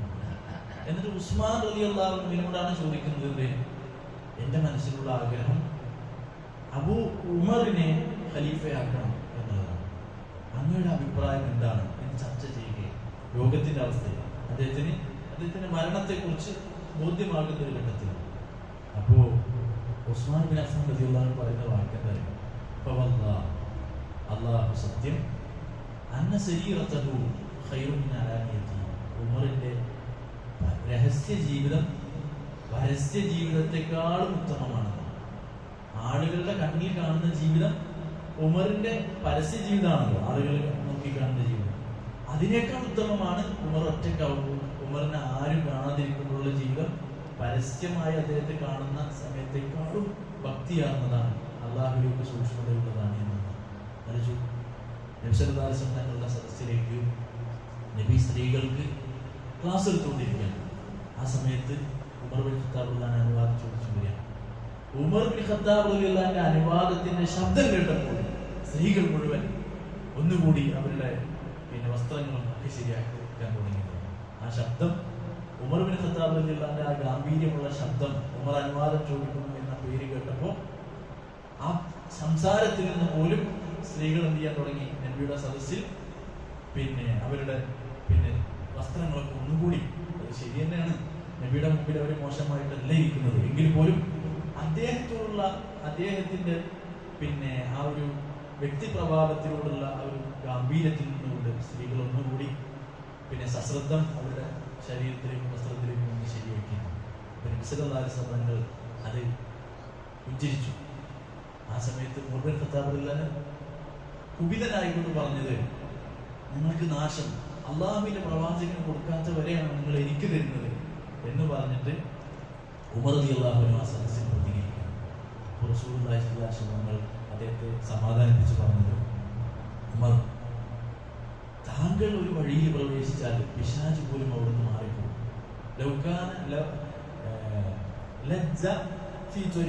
അങ്ങനെ എന്തോ പ്രയോഗമുണ്ട്. എന്നുവെച്ചാൽ താങ്കൾ ഒരു വഴിയിൽ പ്രവേശിച്ചു കഴിഞ്ഞാൽ പിശാച് ആ വഴിയിൽ നിന്ന് മാറി നടക്കും. അപ്പൊ പിന്നെ ഇവരുടെ കാര്യം ഇവരിങ്ങനെ ശ്രദ്ധിച്ചതിൽ പിന്നെ തെല്ലു അത്ഭുതമില്ലല്ലോ എന്ന് പറഞ്ഞത് നമുക്ക് കാണാൻ സാധിക്കും. ഉമർദാനെ കുറിച്ച് പറഞ്ഞത് നമുക്ക് കാണാൻ സാധിക്കും. അപ്പോ ഇവിടെ നമ്മൾ പറഞ്ഞത് അദൃശ്യമായി അല്ലാഹു സുബ്ഹാനഹു വ തആലയെ ഭയപ്പെടുക എന്നുള്ളതാണ്. നിങ്ങൾ നോക്കി, ഇവിടെ അല്ലാഹു സുബ്ഹാനഹു വ തആലയെ അദൃശ്യമായി ഭയപ്പെടുന്ന ആളുകളെ അല്ലാഹു സംരക്ഷിക്കുന്നതാണ്, അല്ലാഹു കാത്തുരക്ഷിക്കുന്നതാണ്. അവരുടെ പാലിച്ചപ്പോൾ എത്ര ഉദാഹരണങ്ങൾ നമ്മുടെ മുമ്പിൽ അള്ളാഹുവിന്റെ ഒരു കാവൽ അവർക്ക് ഉണ്ടാവുന്നതാണ്. അപ്പോൾ നമുക്കൊരു ഹദീസിൽ നമുക്ക് വായിക്കാൻ കഴിയും. ഇബ്രാഹിം നബി അലൈഹി സ്വലാത്തു വസ്സലാമിയും ഭാര്യ സാറ ബീവിയും അവർ ഒരു ഭരണാധികാരിയുടെ ഒരു നാട്ടിൽ അവർ കടന്നു ചെല്ലുക. ഇബ്രാഹിം നബി അതീവ സൗന്ദര്യവാനായ വ്യക്തിയാണ്. ഇബ്രാഹിം നബിയും അദ്ദേഹത്തിന്റെ ഭാര്യയും വളരെ സൗന്ദര്യവാനാണ്. ഹദീസിൽ കാണാം, നമുക്ക് ധരിച്ച ഹദീസിൽ നമുക്ക് മുസ്ലിം ഉദ്ധരിക്കുന്ന രണ്ടുപേരും ഉദ്ധരിക്കുന്ന ഹദീസിൽ കാണാം, റസൂൽ പറയുന്നു, ലം യക്ദിബ് ഇബ്രാഹിം അലൈഹിസ്സലാം ഇല്ലാ സലാത്ത കദബാത്ത്. 3 കളവുകളാണ് ഇബ്രാഹിം നബി അലൈഹിസ്സലാത്തു വസ്സലാം പറഞ്ഞിട്ടുള്ളത് തന്റെ ജീവിതത്തിൽ. ആ 3 കളവിനെ ആലോചിച്ചുകൊണ്ടായിരിക്കും ഇബ്രാഹിം നബി അലൈഹിസ്സലാത്തു വസ്സലാം നാളെ പരലോകത്ത് പേടിച്ച് നടുങ്ങുന്നത്.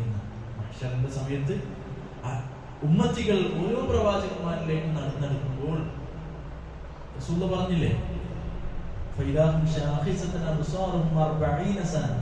വർഷത്തോളം കണ്ണ് മുകളിലേക്ക് ഉയർത്തിപ്പിടിച്ച് മനുഷ്യന്മാർ നിൽക്കും അന്ത്യനാൾ. അതിനൊടുക്കത്തിൽ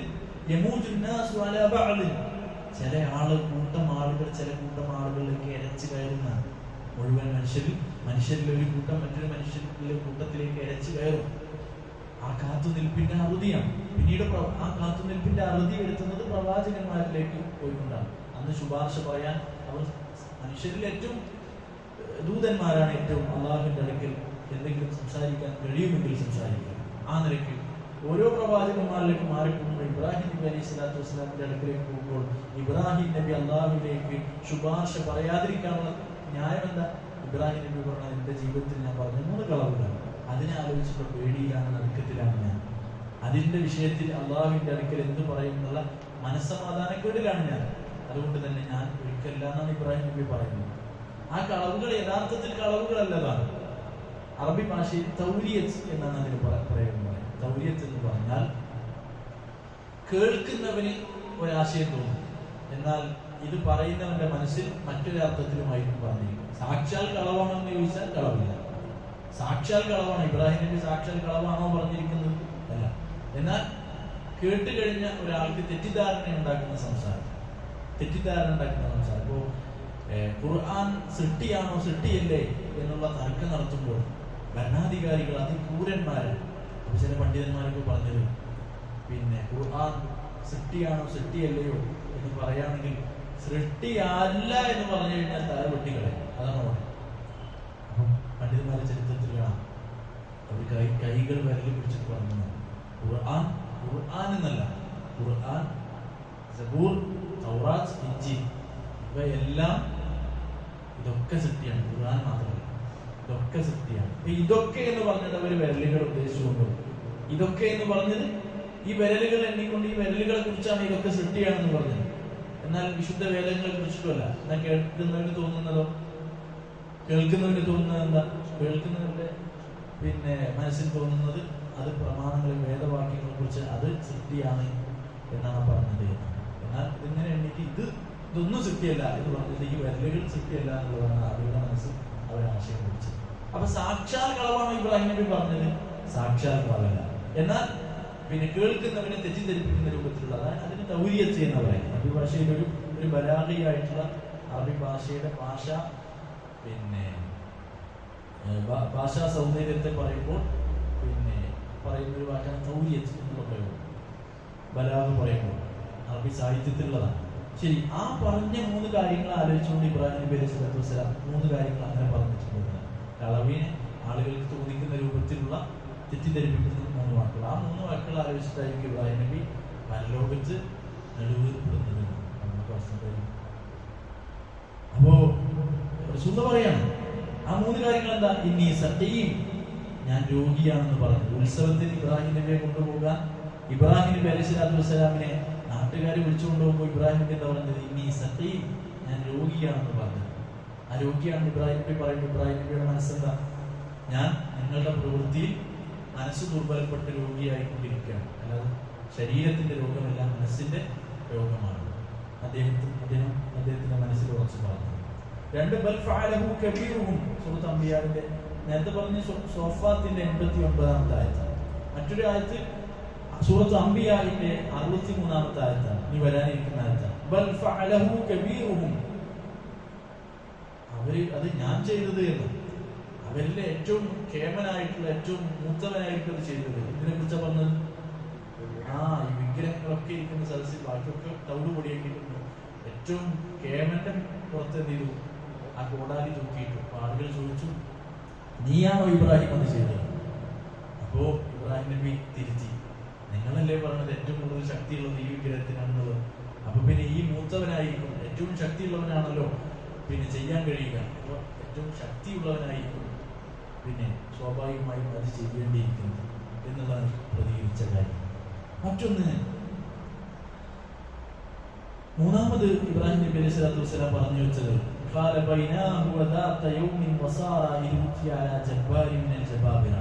ഒരു ഭരണാധികാരി, ഇബ്രാഹിം നബി ചെന്നിറങ്ങിയ ഒരു നാട്ടിലെ ഒരു രാജാവ് അദ്ദേഹത്തെ പിടികൂടിയ ഒരു സന്ദർഭമാണ്. ദാവത്തിനായിക്കൊണ്ട് ഇബ്രാഹിം നബി അലയാണ്. അങ്ങനെ ഒരു നാടുവാഴി, ഒരു രാജാവിന്റെ മുമ്പിൽ എത്തിപ്പെടുന്നത്. അപ്പൊ ഭാര്യ സാറയാണ് അദ്ദേഹത്തിന്റെ കൂടെ ഉള്ളത്. സാറാ ബീവി അതീവ സുന്ദരിയാണ്. ഇബ്രാഹിം നബി അലൈഹി സ്വലാത്തു വസ്സലാമെ അതീവ സുന്ദരനാണ്. അപ്പൊ ഇവരുടെ രണ്ടുപേരും സൗന്ദര്യം ആ നാട്ടിൽ ചർച്ചയായ ആളുകളൊക്കെ പറഞ്ഞു, കണ്ടാൽ അത്ഭുതപ്പെടുന്ന അത്രയും സൗന്ദര്യവാന്മാരായ 2 ദമ്പതികൾ ഈ നാട്ടിൽ വന്നിറങ്ങിയിട്ടുണ്ട്. ആളുകൾക്കിടയിൽ വലിയ സംസാരമായി. അത് അക്രമിയായ ആ രാജാവിന്റെ അടുക്കലും വെച്ച് പിന്നെ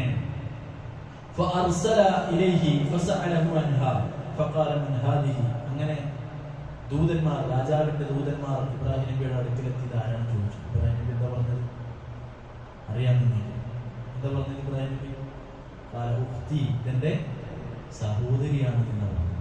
കാരണം ദമ്പതിയാണ്, ഭാര്യയാണെന്ന് പറഞ്ഞാൽ ഇബ്രാഹിം നബിനെ അപ്പം കൊന്നുകളയും. ഒറ്റടിക്ക് ആ പിന്നെ സ്ത്രീയെ സ്വന്തമാക്കാൻ രാജാവിന്റെ കിങ്കരന്മാർ കൊന്നുകളയും. കാരണം രാജാവിന് വേണ്ടത് ആ സ്ത്രീയെയാണ്. അതുകൊണ്ട് തന്നെ ആ രാജാവിന്റെ എങ്കിലത്വത്തിന് വേണ്ടി രാജാവിനൊരു പെണ്ണിനോട് പ്രണയം തോന്നിയാൽ, ഇഷ്ടം തോന്നിയാൽ അവളെ വശത്താക്കുക എന്നുള്ളതാണ്. അവര് ഭാര്യയാണെങ്കിൽ ഭർത്താവിനെ ഉടനെ കൊന്നുകളഞ്ഞ് ആ പെണ്ണുമായി പിന്നെ രാജാവിന്റെ അടുക്കൽ എത്തുക എന്നുള്ളത്. ഇബ്രാഹിം നബി അലൈഹി സ്വലാത്തു വസ്സലാം പറഞ്ഞത് സഹോദരിയാണ്. സഹോദരിയാണെങ്കിൽ ആ സ്ത്രീ വെറുതെ കിട്ടും പോലെ തന്നെയാണ്. ഒരു ഭാര്യയുടെ കീഴിലല്ല, ആ പെണ്ണിനെ നേരിട്ട് തന്നെ രാജാവിന് സ്വന്തമാക്കാൻ കഴിയുമെന്നുള്ളതാണ്. ഒരു സഹോദരിയാണ്. അവിടെ ഇബ്രാഹിം നബിയുടെ മനസ്സെന്താ? ആദം ഹവ്വ ദമ്പതികൾക്ക് പറഞ്ഞവരെല്ലാം സഹോദരന്മാരാണ് എന്നുള്ള നിലക്കാണ് ഇബ്രാഹിം നബി അലൈഹി സ്വലാത്തു വസ്സലാം ആ വാക്ക് പറഞ്ഞത്. അപ്പൊ ഏതായിരുന്നാലും അതിൽ നമുക്ക് കാണാൻ കഴിയും പിന്നെ സാറാ ബീവിയെ അവർ കൊണ്ടുപോയി. അപ്പൊ സാറാ ബീവിയെ രാജകിങ്കരന്മാരെ പിടിച്ചുകൊണ്ടുപോകുന്ന സമയത്ത് എന്താണ് ഇബ്രാഹിം നബി പറഞ്ഞത്? യാ സാറ ലൈസ അലാ വജ്ഹിൽ അർളി മുഅ്മിനുൻ ഗൈരി വ ഗൈറകി, ഈ നാട്ടിൽ ഞാനും നീയും അല്ലാതെ അല്ലാഹുവിനെ വണങ്ങുന്ന, അല്ലാഹുവിനെ മാത്രം ആരാധിക്കുന്ന ഒരാളുമില്ല ഈ ഭൂമിയിൽ. അതുകൊണ്ട് തന്നെ സാറ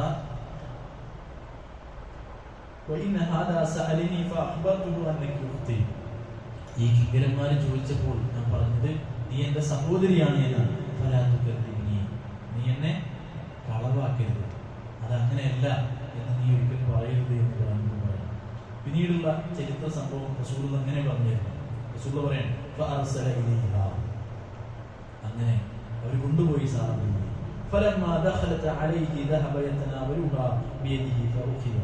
അങ്ങനെ രാജാവിന്റെ അടുക്കലേക്ക് കൊണ്ടുപോയി, രാജാവിന്റെ മണിയറയിലേക്ക് സാറാ ബീവിയെ കൊണ്ടുപോയി രാജാവ് സ്പർശിക്കാൻ തുടങ്ങുന്ന സമയത്ത് ബോധക്ഷയനായിരിക്കുന്ന രാജാവ് സ്പർശിക്കാൻ സാധിച്ചില്ല. ബോധക്ഷയനായി ആ രാജാവ് അവിടെ നിലത്ത് വീണു എന്നതാണ്. അങ്ങനെ വീണ്ടും ബോധം തെളിഞ്ഞപ്പോ ആ രാജാവ് പറഞ്ഞു, ഇല്ല ലീ ഒരാളോക്കി, നീ എനിക്ക് വേണ്ടി പ്രാർത്ഥിക്കണം, ഞാൻ നിന്നെ ഒരിക്കലും ഉപദ്രവിക്കുകയില്ല. അങ്ങനെ വീണ്ടും പൂർവ്വസ്ഥിതിയും ആരോഗ്യ പ്രശ്നങ്ങൾ മാറി വീണ്ടും പൂർവ്വസ്ഥിതിയായപ്പോൾ വീണ്ടും രാജാവ് വീണ്ടും രാജാവ് തന്റെ കാമുകൾക്ക് വേണ്ടി സാറാ ബീവിയുടെ അടുക്കൽ വീണ്ടും ഒരു ശ്രമം നടത്താൻ. ആ സമയത്തോ വീണ്ടും ഫൗഖിദ മിത്ലഹാ ഔ അശദ്ദ. റസൂലുള്ളാഹി സ്വല്ലല്ലാഹു അലൈഹി വസല്ലം പറയാണ്, മുമ്പ് ബോധക്ഷയനായി നിലത്ത് വീണതിനേക്കാൾ അതിശക്തമായി കൊണ്ട് രാജാവ് പിടിക്കപ്പെടുന്നു. അതിശക്തമായി രാജാവ് പിന്നെ വേദനകൾക്ക് വിധേയമായി കൊണ്ട് നിലത്ത് വീണു. അപ്പൊ വീണ്ടും രാജാവ് എന്താ പറഞ്ഞത്? ഇനി ഒരിക്കലും ഞാൻ ഉപദ്രവിക്കില്ല, എന്റെ പൂർവ്വസ്ഥിതിയാക്കാൻ വേണ്ടി പ്രാർത്ഥിക്കണം. അപ്പൊ രാജാവ് പിടിക്കാൻ വരുമ്പോ സഹാബി പ്രാർത്ഥിച്ചുകൊണ്ടിരിക്കുകയാണ്. സഹാബി അള്ളാഹുവിനോട് പ്രാർത്ഥിച്ചുകൊണ്ടിരിക്കുകയാണ്, ഈ ഒരു തെറ്റായതിൽ നിന്ന് പടച്ചോനെ കാത്തു രക്ഷിക്കണേന്ന്. ആ രാജാവിന്റെ ദുശ്ചെയ്തികൾക്ക് മുമ്പിൽ സാറാബി പ്രാർത്ഥനാ മനസ്സോടു കൂടിയാണ് അതിനെതിരേറ്റത്. പക്ഷെ അള്ളാഹു സഹായിച്ചു. അള്ളാഹു സുബ്ഹാനഹു വ തആല ഗൈബിയായി അവനെ ഭയപ്പെടുന്നവരാരാണ്? അവർക്ക് അള്ളാഹു തുണയായിട്ടുണ്ടാവുന്നത്. അങ്ങനെ ആ രാജാവ് എന്താ പിന്നീട് പറഞ്ഞ റസൂലുള്ളാഹി സ്വല്ലല്ലാഹു അലൈഹി വസല്ലം പറയാൻ, ഹജബത്തിനെ വിളിച്ചു, കിങ്കരന്മാരെ വിളിച്ചിട്ട് പറഞ്ഞത്, ഇന്നകും ലം തഅ്തൂനി ബി ഇൻസാനിൻ ഇന്നമാ അതൈതുമൂനി ബി ശൈത്താൻ. ഒരു പിശാചിനെയാണ് നിങ്ങൾ എനിക്ക് കൊണ്ടുവന്നത്, ഒരു മനുഷ്യസ്ത്രീയല്ലേ എന്ന് അതികോപാകുലനായി ആ രാജാവ് പറയുകയും പിന്നീട് ഹാജർ എന്ന ഒരു അടിമ സ്ത്രീയെ അവർക്ക് സമ്മാനമായി നൽകി അവരെ പറഞ്ഞയച്ചു. എന്നിട്ട് അബൂ ഹുറൈറ റളിയല്ലാഹു അൻഹു പറയുന്നു,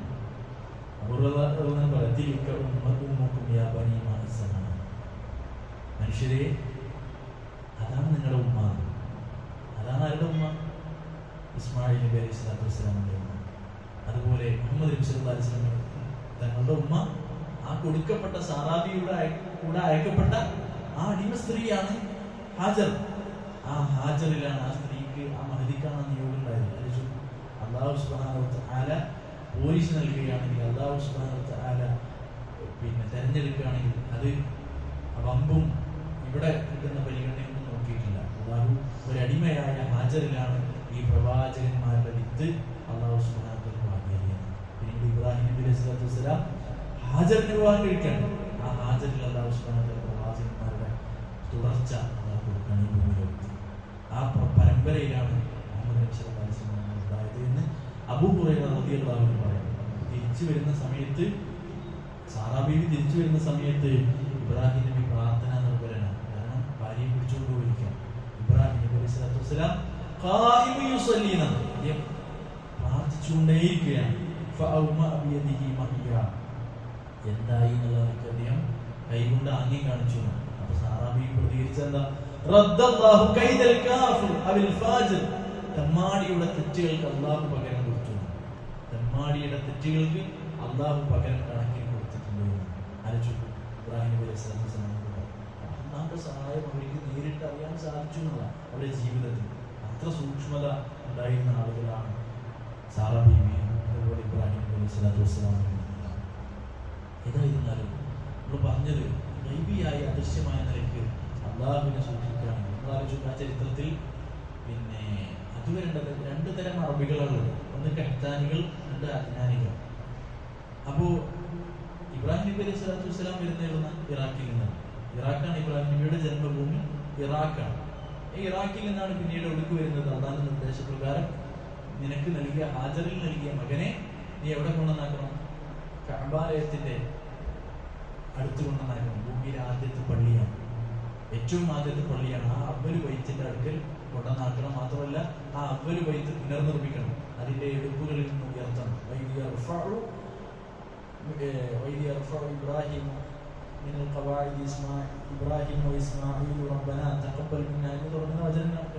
ആ ഖവാഇദ്, നേരത്തെ നിർമ്മിക്കപ്പെട്ട കഅബയുടെ എടുപ്പുകൾ അവിടെ ഉണ്ട്, അത് ഉയർത്തണം. ആരെ ഉയർത്തിയത്? പിന്നീട് ആ ഹാജറിലുണ്ടായ ഇസ്മായിൽ നബി അലൈഹി സ്വലാത്തു വസ്സലാമയും അതുപോലെ ഇബ്രാഹിം നബിയും കൂടിയിട്ടാണ് ആ കഅബാലയത്തെ വീണ്ടും പണിത് തുടർത്തിയത്.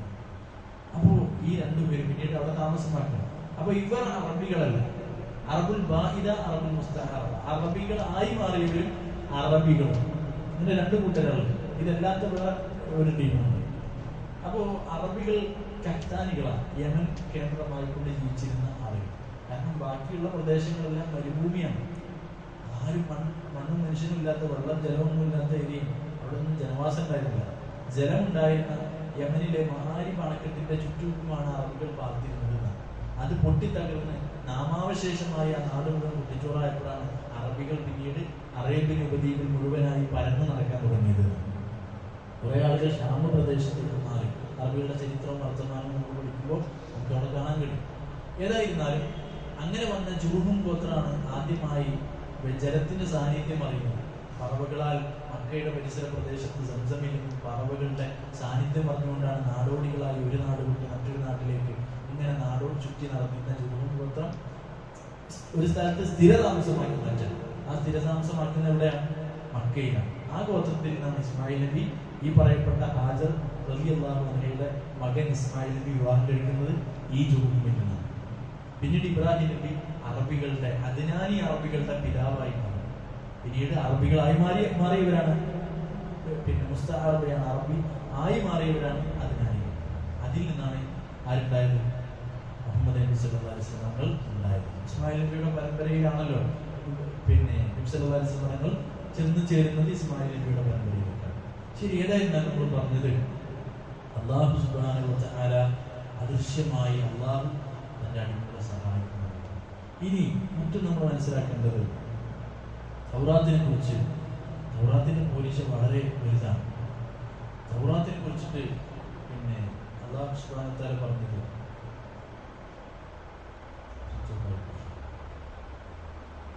തൗറാത്തിനെ കുറിച്ച് അല്ലാഹു സുബ്ഹാനഹു വ തആല പറഞ്ഞ ഒരു കാര്യമുള്ളത്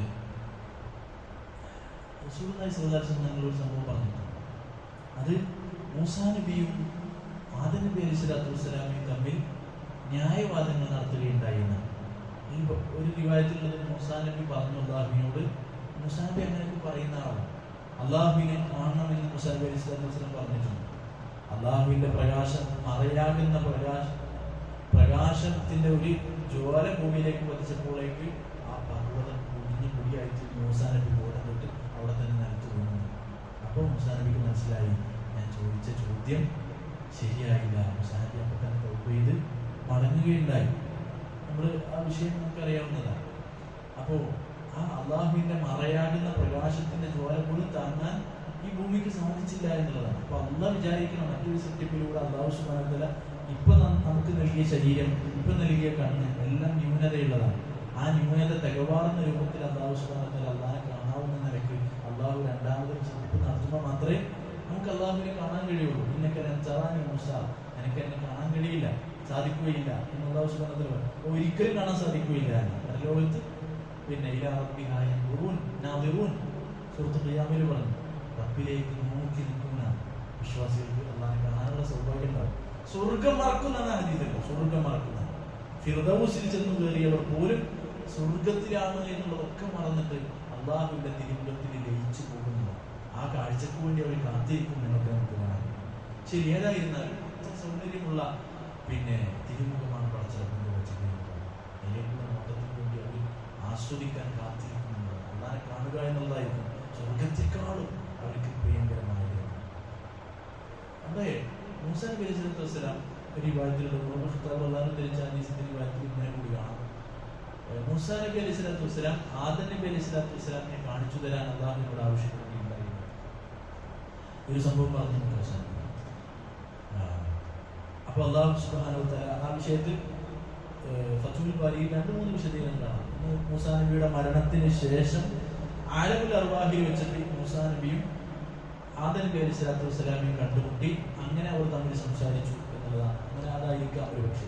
ഏതായിരുന്നാലും മൂസാ നബി ആവശ്യപ്പെടുകയുണ്ടായി എന്നുള്ളതിൽ പണ്ഡിതന്മാർ പറഞ്ഞത് മൂസാ നബിയുടെ ജീവിതകാലത്ത് അല്ലാഹു സുബ്ഹാനഹു വ തആല ആദം നബി അലൈഹിസ്സലാത്തു വസ്സലാമിന്റെ റൂഹുമായി സംസാരിക്കാൻ അല്ലാഹു സുബ്ഹാനഹു വ തആല അവസരം നൽകിയതാകാം എന്നും പിന്നെ പറയുന്നു. കാരണം മുഹമ്മദ് നബി സല്ലല്ലാഹു അലൈഹി വസല്ലം മിഅ്റാജ് യാത്രയിൽ മറ്റു മുഴുവൻ പ്രവാചകന്മാർക്ക് ഇമാമത്ത് നിർവഹിക്കുകയും അവരെ കാണുകയും ഒക്കെ ചെയ്തതുപോലെ അള്ളാഹിനെ സംബന്ധിച്ചിടത്തോളം അതൊരു പിന്നെ അത്ഭുതപ്പെടുന്ന കാര്യമൊന്നുമല്ല. അപ്പൊ അതായിരിക്കാം എന്ന് പറയാം. ഏതായിരുന്നാലും ജീവിതകാലത്താണ് എന്നാണ് ഒരു പക്ഷം പണ്ഡിതന്മാർ പറഞ്ഞത്. ഇനി അതിന്റെ ഏത് രീതിയാണെങ്കിലും റസൂല് പറഞ്ഞു നമ്മൾ വിശ്വസിക്കുന്നു എന്നതാണ്. അള്ളാഹിന്റെ റസൂൽ സ്വഹിയായിക്കൊണ്ട് സ്ഥിരപ്പെട്ട് നമുക്ക് പറഞ്ഞു തന്നു ആ കാര്യം. അതിന്റെ തസ്ബീഹ്, അതിന്റെ രൂപം എങ്ങനെയാണെന്നുള്ളത് അള്ളാഹ്ക്ക് ഏൽപ്പിച്ചു കൊടുക്കുക എന്നുള്ളതാണ് പണ്ഡിത പക്ഷം. അത് നടന്നു എന്നുള്ള അത്ഭുതമില്ല, ഒരു നിലയ്ക്കും അർത്ഥശങ്കയില്ല. കാരണം റസൂല് പറഞ്ഞ സ്വഹീഹായ ഹദീസിലുള്ളതാണ്. അതുകൊണ്ട് അത് നടന്നു എന്ന് വിശ്വസിക്കുന്നു. അതിന്റെ രൂപം അള്ളാഹുവിലേക്ക് ഏൽപ്പിക്കുന്നതാണ്. അതിന്റെ രൂപത്തിന്റെ സാധ്യതകളാണ് പണ്ഡിതന്മാർ വിശദീകരിച്ചത്. ഏതായിരുന്നാലും മൂസാ നബി ചോദിച്ച ചോദ്യത്തിലൊന്ന്, അൻത അബുൽ ബശർ, താങ്കൾ മനുഷ്യരുടെ മുഴുവൻ പിതാവാണ്, ആദമാണ്. താങ്കളുടെ തെറ്റല്ലേ മക്കളായ ഞങ്ങൾക്ക് സ്വർഗ്ഗം നഷ്ടപ്പെടുത്തിയത്? ഇല്ല ഖദിയത്തു അബീക്, പിതാവായ താങ്കളുടെ തെറ്റല്ലേ സ്വർഗ്ഗലോകത്ത് ഞങ്ങൾക്ക് അന്യമാക്കിയത് എന്ന് ആദം നബി സ്വല്ലല്ലാഹു അലൈഹി വസല്ലം പറഞ്ഞു.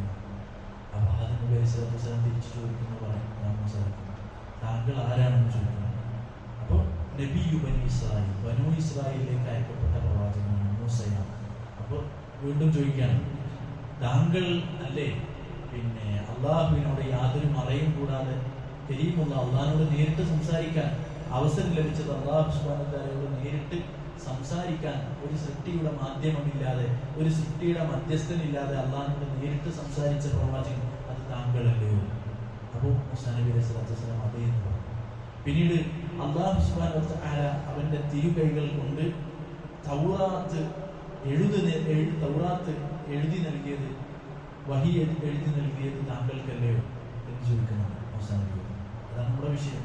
തൗറാത്തിനെ കുറിച്ച് അള്ളാഹു സുബ്ഹാനഹു വ തആല അവന്റെ തിരുകൈകൾ കൊണ്ട്, പുണ്യകൈകൾ കൊണ്ട്, ആദരവിട്ട കൈകൾ കൊണ്ട് എഴുതി നൽകി. തൗറാത്തിന്റെ മേന്മയാണ് അത് അതിശയിച്ചപ്പെട്ടു എന്നുള്ളത്. അതിന്റെ കൈഫിയത്ത് അതെങ്ങനെയാണ്, അത് ഇങ്ങനെയായിരിക്കും, അങ്ങനെയായിരിക്കും. മനുഷ്യന്മാരെ കൈ പോലെയാണ് അള്ളാന്റെ കൈ.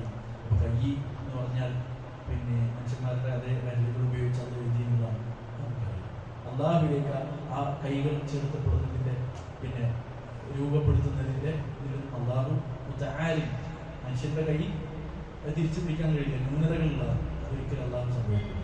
എന്നാൽ അള്ളാഹു അതിന്റെ തിരുവൈകൾ കൊണ്ട് അള്ളാഹിന്റെ വജ്ഹിനെ നമ്മൾ എങ്ങനെ മനസ്സിലാക്കുന്നു, അള്ളാഹുവിന്റെ പിന്നെ മുഖത്തെ നമ്മൾ എങ്ങനെ മനസ്സിലാക്കുന്നു, അതേ രൂപത്തിൽ അള്ളാഹുവിന്റെ കൈകളെ കുറിച്ച് നമ്മൾ മനസ്സിലാക്കുന്നു. ന്യൂനതകളില്ലാതെ അള്ളാഹുവിലേക്ക് ഉണ്ട് എന്ന് നമ്മൾ വിശ്വസിക്കുന്നു. അത് രൂപം മനുഷ്യരെ പോലെയല്ല, അള്ളാഹുവിലേക്ക് ചേർത്തി അള്ളാഹ്ക്ക് എങ്ങനെയാണ് അള്ളാഹിന്റെ മഹത്വത്തിനും അള്ളാഹുവിന്റെ പിന്നെ ജലാലിനും യോജിക്കുന്നത് അതേ രൂപത്തിൽ അള്ളാഹ്ക്കുണ്ട്. പ്രമാണങ്ങൾ എന്താണ് പഠിപ്പിച്ചത് അത് അള്ളാഹിന്റെ മഹത്വത്തിന് ഒട്ടും കുറവ് വരാതെ അള്ളാഹ്ക്കുണ്ട് എന്ന് നമ്മൾ വിശ്വസിക്കുന്നു. അതിന്റെ രൂപം നമ്മൾ രൂപപ്പെടുത്താവുന്നതുമാണ്. അപ്പൊ ഇത് തൗറാത്തിനെ കുറിച്ച് പറയപ്പെട്ടു എന്നുള്ളതാണ് തൗറാത്തിന്റെ പോലീശ. ഉള്ള തൗറാത്തിനെ കുറിച്ചാണ് നമ്മൾ പറയുന്നത്. പിന്നീട് ആ സംഭവം പറഞ്ഞതുകൊണ്ട് പൂർത്തീകരിക്കാം. അപ്പോ ആദം നബി അലൈഹി സ്വലാത്തു വസ്സലാം പറഞ്ഞു, ഞാൻ ആകാശഭൂമികളെ സൃഷ്ടിക്കുന്നതിന് എന്റെ സൃഷ്ടിപ്പിന്റെ 40 വർഷങ്ങൾ കൊണ്ട് അള്ളാഹു എഴുതിയ ഒന്നിനെ കുറിച്ചിട്ട് എന്തിനാണ് എന്നെ ആക്ഷേപിക്കുന്നത് എന്ന് ആദം നബി അലൈഹി സ്വലാത്തു വസ്സലാം പറഞ്ഞു. അപ്പോൾ അവിടെ നമുക്ക് സ്വാഭാവികമായി കേൾക്കുമ്പോഴുള്ള സംശയം, ഞാൻ ചെയ്തതല്ലല്ലോ, അള്ളാഹ് എഴുതി വെച്ചതുകൊണ്ട് ഞാനിങ്ങനെ ആയിപ്പോയതല്ലേ എന്ന് ഖദറിനെ തന്റെ തെറ്റിനെ ന്യായീകരിക്കാൻ ആദം നബി ഖദറിനെ കൂട്ടുപിടിച്ചോ എന്ന് കേൾക്കുന്നവർക്ക് സംശയം തോന്നും. ഒരിക്കലും ആദം നബി തെറ്റിനെ ന്യായീകരിക്കാൻ പിന്നെ കൂട്ടുപിടിച്ചിട്ടില്ല. അവിടെ പണ്ഡിതന്മാർ പറഞ്ഞത്, മുസീബത്തുകൾ വന്നുപോയ ചെയ്തികളിൽ ആശ്വസിക്കാൻ, സമാധാനം കണ്ടെത്താൻ ഖദറിനെ നമുക്ക് പറയാം. തെറ്റിനെ ന്യായീകരിക്കാൻ ഖദറിനെ പറയാൻ പറ്റുകയില്ല. നമുക്കൊരു അബദ്ധം വന്നു, നമുക്ക് പറയാം എന്താ ചെയ്യാത്ത ഖദറിന്റെ എന്ന് സമാധാനം പറയാൻ പറയാം. ആദം നബി അലൈഹി സ്വലാത്തു വസ്സലാമിനെ സംബന്ധിച്ച് ഏറ്റവും വലിയൊരു നഷ്ടവും പരാജയമാണ് ആ സ്വർഗ്ഗത്തിൽ നിന്ന് പുറത്താക്കുക എന്ന് പറഞ്ഞത്. അപ്പൊ ആദം നബി അതിനെക്കുറിച്ച് പിന്നെ ആ ആപത്തിനെ കുറിച്ചിട്ട് ആദം നബി ഖദറിൽ സമാധാനം അടഞ്ഞു പറയുകയാണ്, അല്ലാതെ ഞാൻ ചെയ്തത് അള്ളാഹ് എഴുതിച്ചുകൊണ്ട് എന്നുള്ളതല്ല. പിന്നെ ആദം നബിയുടെ മറ്റൊരു പക്ഷം, ആദം നബി പറഞ്ഞ എന്താ അതിന്റെ അർത്ഥം, അതിന്റെ മറ്റൊരു അർത്ഥം എന്താ? ഖദർ എന്ന് പറഞ്ഞാൽ അടിമകളെ കുറിച്ച് അള്ളാഹുവിനുള്ള മുന്നറിവാണ്. അടിമകളെ കുറിച്ചും വരാനിരിക്കുന്ന എല്ലാ സൃഷ്ടിജാലങ്ങളെ കുറിച്ചും അള്ളാഹുവിന് മുന്നേ ഉള്ള അറിവാണ് ഖദർ. ആ അറിവാണ് അള്ളാഹു എഴുതി വെച്ചത്. അതങ്ങനെ തന്നെയല്ലേ വരും. കാരണം അള്ളാഹിന്റെ അറിവ് ഒരിക്കലും തെറ്റുപറ്റൂലല്ലോ. അള്ളാഹ്ക്ക് ഒരു അടിമയെ കുറിച്ച് മനസ്സിലാക്കിയത്, സൃഷ്ടികളെ കുറിച്ച് മനസ്സിലാക്കിയത് തെറ്റുവരും ഇല്ല. ഒരിക്കലും അള്ളാഹ് ഒരു അടിമയെ കുറിച്ചും തെറ്റായിട്ട് മനസ്സിലാക്കില്ല, അറിയാതിരിക്കുന്ന അവസ്ഥയുണ്ടാവില്ല. അപ്പൊ അള്ളാഹ്ക്ക് അടിമകളെ കുറിച്ചുള്ള മുന്നറിവാണ് അള്ളാഹു രേഖപ്പെടുത്തിയത്. അപ്പോ ആദം നബി ചോദിക്കാണ്, ഞാനിങ്ങനെ തെറ്റ് എന്നിൽ നിന്ന് സംഭവിക്കും എന്നുള്ളത് അള്ളാഹ്ക്ക് അറിയാമായിരുന്നല്ലോ. അള്ളാഹു സുബ്ഹാനഹു വ തആലക്ക് എന്നിൽ നിന്ന് ഇങ്ങനെ ഒരു തെറ്റ് സംഭവിക്കും എന്നുള്ളത് അള്ളാഹ്ക്ക് അറിയാമായിരുന്നല്ലോ. ആ നിലയ്ക്ക് അള്ളാഹുവിന്റെ ഖദർ എന്റെ മേൽ എഴുതി വെക്കപ്പെട്ടിട്ടുണ്ടല്ലോ എന്നതാണ് ആദം നബി പറയുന്നത്. അള്ളാഹ് എഴുതി വെച്ചുകൊണ്ട് ഞാൻ ഇങ്ങനെ ചെയ്തില്ലേ, ഞാൻ അങ്ങനെ ആയിപ്പോയതല്ലേ, ഞാൻ ചെയ്തല്ലോ എന്നതല്ല. ആദം നബി അലൈഹി സ്വലാത്തു വസ്സലാം അങ്ങനെ അതെ അള്ളാഹ് എഴുതിച്ചുകൊണ്ട് ഒന്നും സംഭവിക്കുന്നില്ല. അള്ളാഹ് എഴുതിച്ചുകൊണ്ടോ അല്ല, അള്ളാഹ് എഴുതി വെച്ചത് എന്താ? അള്ളാഹ്ക്ക് അടിമകളെ കുറിച്ചുള്ള മുന്നേയുള്ള അറിവാണ്. അള്ളാഹ്ക്ക് ഏത് സൃഷ്ടിയെ സൃഷ്ടിക്കുമ്പോഴും അള്ളാഹ് നമ്മളെ സൃഷ്ടിച്ചത് ഒന്നുമില്ലായിരുന്നു. ആ അള്ളാഹ്ക്ക് നമ്മൾ എന്താ ചെയ്യണമെന്നുള്ള അറിയാതിരിക്കണമെങ്കിൽ അത് അള്ളാഹു സുബ്ഹാനഹു വ തആലയുടെ അറിവിലുള്ള കുറവല്ലേ, അത് അള്ളാഹ്ക്ക് വരും? ഒരിക്കലും വരില്ല, ഒരിക്കലും വരില്ല. നമ്മൾ ചിന്തിച്ചു നോക്കിയിട്ടുള്ള അളവുകളും കൂലുകളും പദാർത്ഥ രൂപത്തിന്റെ സ്വഭാവമൊക്കെ നമുക്ക് കിട്ടിയത് നമ്മൾ സൃഷ്ടിക്കപ്പെട്ടതുകൊണ്ടാണ്. ഇതെല്ലാത്ത രൂപത്തിൽ പദാർത്ഥങ്ങൾ സജ്ജീകരിക്കാൻ പറ്റുന്നുള്ളൂ, ഇതെല്ലാത്ത രൂപത്തിൽ സജ്ജീകരണം നടത്താൻ പറ്റുന്നുള്ളത് അതിനെ പോലും നമുക്ക് ഉൾക്കൊള്ളാനോ അറിയാനോ നമുക്ക് കഴിയില്ല. നമുക്ക് ആകെയുള്ള 3 രൂപങ്ങൾ അറിയുന്ന ഖരം, ദ്രാവകം, വാതകം. ഈ 3 അവസ്ഥകളാണ് സർവ്വ വസ്തുക്കളെ കുറിച്ച് പറയുന്നത്. ഇതല്ലാത്തൊരവസ്ഥ നമുക്ക് ചിന്തിക്കാൻ പോലും കഴിയില്ല. അള്ളാഹിനെ സംബന്ധിച്ചിടത്തോളം അള്ളാഹ് ഉണ്ടാക്കിയ സൃഷ്ടികൾക്ക് ഈ ദുനിയാവിൽ രൂപം കൊടുത്ത 3 അവസ്ഥകളാണ് ഖരാവസ്ഥ, ദ്രാവകാവസ്ഥ, വാതകാവസ്ഥ. അതുപോലെ അതിന് ആനുപാതികമായിട്ടുള്ള അളവുകളും വിഷയങ്ങളും. ഇതല്ലാത്ത രൂപത്തിൽ അവസ്ഥാന്തരങ്ങൾ സൃഷ്ടിക്കുക അല്ലാഹു സുബ്ഹാനഹു വ തആലയെ സംബന്ധിച്ച് എളുപ്പമാണ്. അത് മനുഷ്യരെ സംബന്ധിച്ചിടത്തോളം മനുഷ്യർക്ക് ആകെ കിട്ടിയിട്ടുള്ളൂ. ഇതിൽ നിന്നുകൊണ്ടാണ് പടച്ചവനെ നമ്മൾ വിലയിരുത്താൻ നോക്കുന്നത്. അത് നമ്മുടെ അല്പത്തരാണ്. ശരി, ഏതായിരുന്നാലും സൃഷ്ടികളെ കുറിച്ച് അള്ളാഹ്ക്ക് മുന്നേയുള്ള അറിവാണ് അത്. ആ അറിവാണ് അള്ളാഹ് രേഖപ്പെടുത്തിയത്. അല്ലാതെ ആദ്യം അള്ളാഹ് ഇങ്ങനെ ആവട്ടെ എന്ന് അത് രേഖപ്പെടുത്തിയിട്ട് പിന്നെ സൃഷ്ടികൾ എന്ത് ചെയ്തിട്ടും അതിൽ നിന്ന് വ്യത്യാസം വരാതിരിക്കലല്ല. അപ്പൊ അതിനൊക്കെ അള്ളാഹ് പറഞ്ഞെന്താ, അള്ളാഹ് ഇങ്ങനെ എഴുതിച്ചുകൊണ്ടല്ല അങ്ങനെ ആയിരുന്നല്ല, എന്നിൽ നിന്ന് ഇങ്ങനെ ഒരു തെറ്റ് സംഭവിക്കുന്നുള്ളത് അള്ളാഹ്ക്ക് നേരത്തെ അറിയാമായിരുന്നത്. ഇങ്ങനെ ഒരു തെറ്റ് എന്നിൽ നിന്ന് പ്രണയം സംഭവിക്കും, വശംവദനായി പോകും പിശാചിനി എന്നുള്ളത് അല്ലാഹു സുബ്ഹാനഹു വ തആലയ്ക്ക് നേരത്തെ അറിയാവുന്ന വിഷയമായിരുന്നല്ലോ മൂസ. അതുകൊണ്ട് എന്നെ കുറ്റപ്പെടുത്തരുത് എന്നാണ് ആദം നബി അലൈഹിസ്സലാത്തു വസ്സലാം. അപ്പൊ ഞാനിത് പറഞ്ഞത് ഈ സംഭവം പറയാനല്ല. ആ പ്രയോഗത്തിൽ ആദം നബി അലൈഹിസ്സലാത്തു വസ്സലാം സ്വഹീഹായ ഹദീസിൽ വന്നതാണ്, അല്ലാഹു സുബ്ഹാനഹു വ തആല തന്റെ തിരുകൈകൾ കൊണ്ട്, ആദരവുറ്റ കൈകൾ കൊണ്ട് അല്ലാഹു സുബ്ഹാനഹു വ തആല മൂസാ നബി അലൈഹിസ്സലാത്തു വസ്സലാമിന് തൗറാത്ത് നൽകി എന്നുള്ളത് തൗറാത്തിന്റെ മേന്മയാണ്, പൂരിശയാണ് എന്നുള്ളത്. മാത്രമല്ല മറ്റൊരു ഹദീസിൽ ഷെയ്ഖ് അൽബാനി ഹസൻ എന്ന് വിശേഷിപ്പിച്ച സ്വഹീഹിന് തൊട്ട് താഴെയുള്ള സ്വീകാര്യോഗ്യമായ ദർജയാണ് ഹസൻ. ആ ഹസൻ ആയ ഹദീസിൽ കാണാം, റമദാനിന്റെ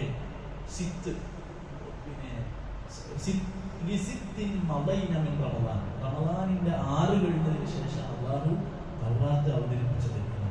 റമദാൻ മാസത്തിലാണ് എന്താ അവതരിപ്പിക്കപ്പെട്ടുള്ളത്?